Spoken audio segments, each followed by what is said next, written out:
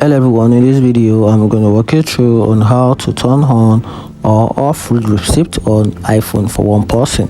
For example, if you want to turn off the read receipt for one person, here's a quick guide on how to do that. First thing you have to do is open your settings, then just simply tap on any iMessage or you found. So I'm just going to tap on this, which is my messages I create for myself. Now if you check under this sent messages, you can see that if you sent a particular message to someone, it will show the time the person read the message, and if you also try and drag to the right, you'll see the time the person read the message.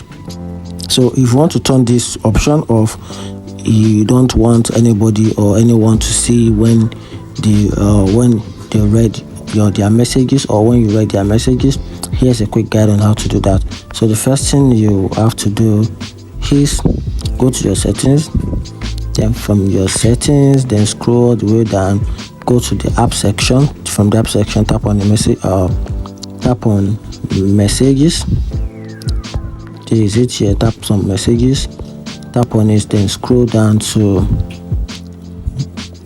a little bit. Then under this is the option right here under the show contact photo.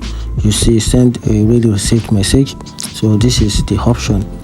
So from here you can configure the read receipt option, so you can turn it off. So once you turn it off, it shows that the read receipt for a message you sent will be turned off. So whenever you read another person's message, it will not be stated the time when you read the message, and that's it. If you find this video helpful, turn on the notification button and follow for more. Thank you.